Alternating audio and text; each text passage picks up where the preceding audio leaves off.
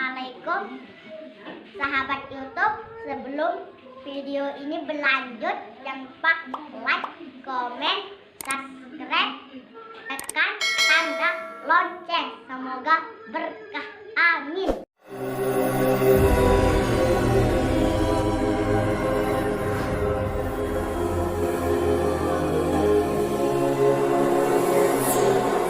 Bismillahirrahmanirrahim. Assalamualaikum warahmatullahi wabarakatuh. Alhamdulillahi rabbil alamin. Wassalatu wassalamu ala asyrafil anbiya'i wal mursalin sayyidina wa maulana Muhammadin al-amin wa ala alihi wa sahbihi ajma'in. Amma ba'du. Sahabat YouTube yang dirahmati Allah Subhanahu wa taala, pada kali pertemuan ini kita akan membahas masalah kira-kira apa penyebab masuknya jin ke dalam tubuh kita. Kita akan membahas kira-kira apa penyebab jin sehingga bisa masuk ke dalam tubuh kita.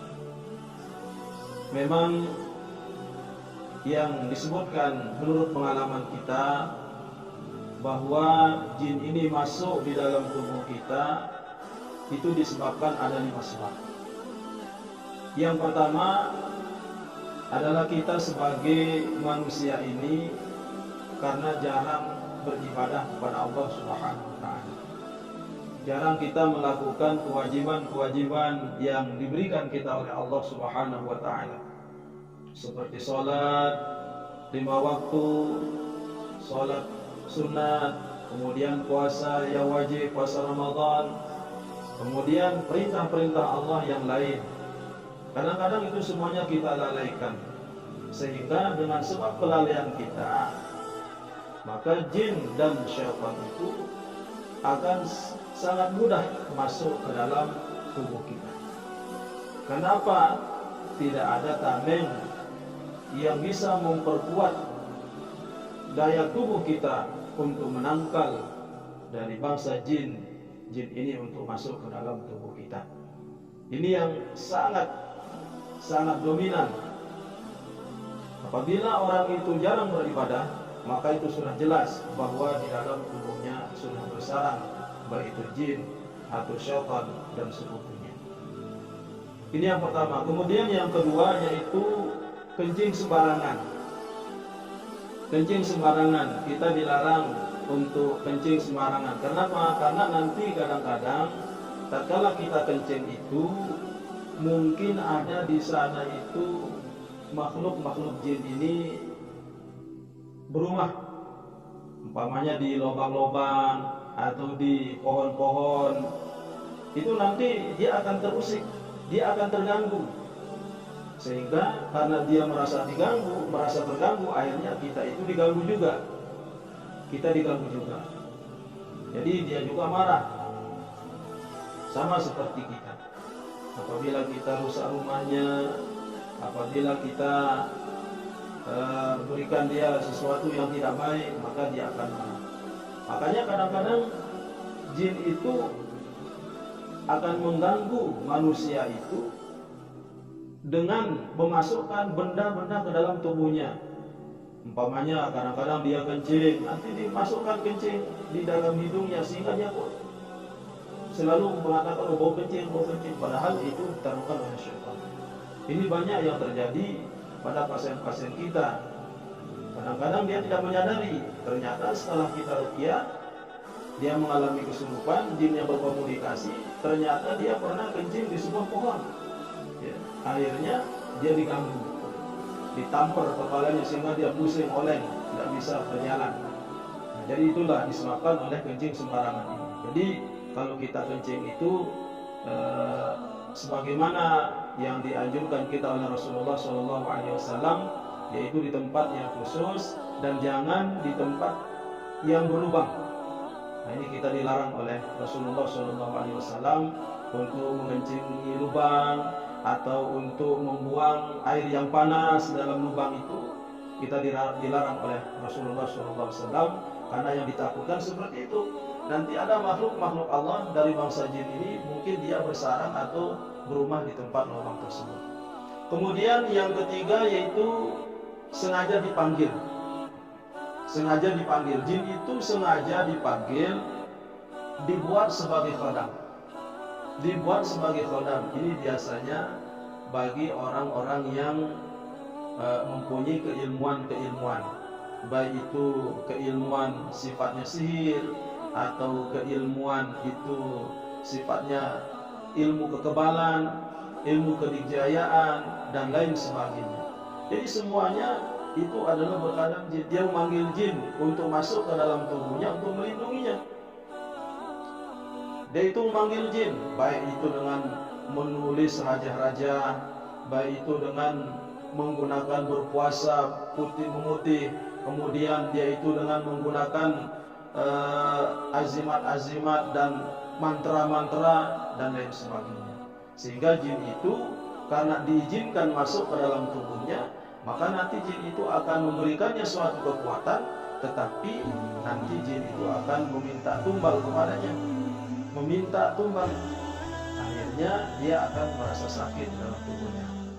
Nah, jadi jin ini sebenarnya tidak mampu untuk mengganggu kita, tapi karena kitalah yang memanggilnya, kitalah yang senang kepadanya, sehingga dia itu bisa masuk ke dalam tubuh kita.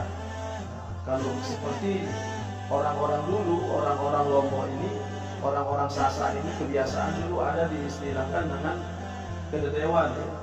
Yaitu kededewan. Kededewan ini persekutuan antara manusia dengan jin, sehingga setiap bau daya, setiap akan turun hujan, itu biasanya jin itu turun untuk meminta sesajen, untuk meminta sesajen kepada teman-temannya ini dari bangsa manusia yang memanggilnya ini. Akhirnya apabila kalau tidak dituruti, tidak diikuti sesajen yang dibawa oleh jin ini, maka dia akan hilang. Nah, ini kebiasaan kalau yang dulu-dulu dari orang-orang, kebiasaan orang-orang Sasak. Sehingga kalau biasanya akan muncul musim hujan, penghujan itu banyak orang yang kadang-kadang disetelin lagu-lagu Ciloke, kemudian dia itu menari-menari dan lain sebagainya. Nah, itu adalah orang-orang yang memanggil jin. Dia panggil jin itu untuk bersahabat. Jadi setelah dipanggil dia akan terus perjanjiannya dengan jin ini, sehingga anak dan keturunannya terus akan diganggu. Kemudian yang keempat yaitu orang yang sering mempelajari tenaga dalam. Nah, ini orang-orang yang mempelajari tenaga dalam itu sebenarnya ada jin, ada sangkut pautnya dengan jin. Mungkin dia itu pengolahan napas dan lain sebagainya. Ada kejadian ini sangat banyak sekali bagi pasien-pasien kita, dari para pendekar-pendekar, daripada pepadu-padu, itu banyak yang sakit. Dia bingung dengan penyakitnya.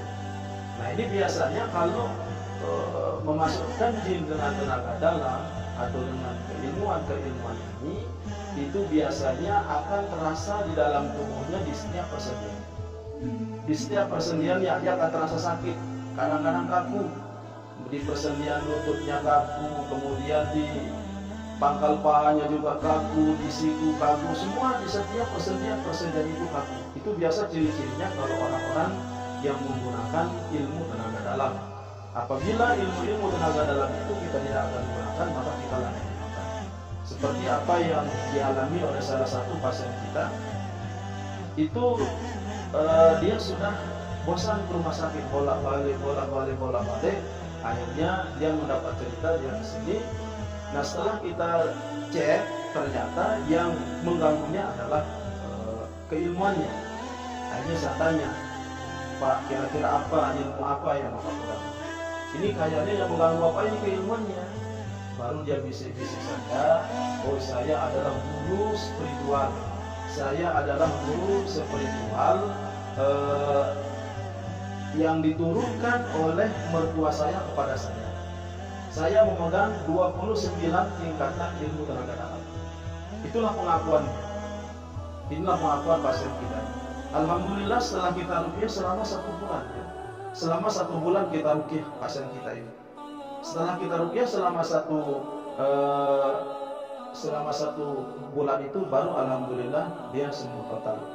mungkin ada lambang perguruannya,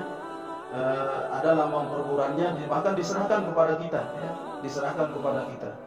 Nah, jadi dia itu bahkan lambang perguruannya diserahkan kepada kita. Nah, seperti ini lambang perguruannya, kita nggak tahu ya. Nah, ini lambang perguruannya diserahkan kepada kita. Dia ini lambang apa? Mungkin burung garuda ya, tapi menggunakan Bismillahirrahmanirrahim. Tapi kita tidak tahu. Inilah dia lambang perguruannya. Dia ini memegang 29 tenaga dalam. Dia sebagai guru pamongnya, sebagai empunya. Tetapi kok sakit ya? Kenapa dia sakit? Karena tidak pernah diamalkan, tidak dipakai untuk berkelompok atau bersiap ya, sehingga diganggu. Alhamdulillah setelah kita terapi dengan ruqyah, alhamdulillah dia itu sembuh total. Alhamdulillah bisa beraktivitas seperti biasa. Alhamdulillah. Kemudian yang kelima yaitu jin itu dengan masuk ke dalam tubuh kita sengaja dikirim. Ada orang yang mengirim. Nah, ada orang yang mengirim. Artinya kalau jin itu dikirim berarti itu namanya sihir. Karena mustahil sihir itu akan masuk ke dalam tubuh kita kalau tanpa perantaraan jin. Maka setiap ada indikasi sihir di dalam tubuh kita, maka mesti di dalam tubuh kita itu ada jin. Itulah yang mengendalikan semua buhul-buhul sihir tersebut. Itulah yang mengendalikan semua media-media sihir, buhul-buhul sihir tersebut sesuai dengan perjanjian. Sesuai dengan perjanjian. Jadi sebelum orang ini berbuat sihir, jin itu dipanggil, ya, dipanggil, kemudian nanti dikirim, disuruh mengirim media-media sihir itu pada tubuh orang yang dituju. Karena apa? Jin itu bisa dia merubah suatu benda menjadi molekul. Nah, molekul ini dirubah, benda ini dirubah menjadi molekul, kemudian dimasukkan ke dalam tubuh seseorang. Nah, nanti kalau sudah masuk ke dalam tubuh seseorang, maka dirubah lagi menjadi benda. Sehingga banyak yang terjadi itu yang dinamakan dengan santet dan lain sebagainya. Karena itu adalah rekayasa dari bangsa jin. Ini dikirim. Nah, inilah lima penyebab masuknya jin yang mengganggu anak manusia ini atau mengganggu kita.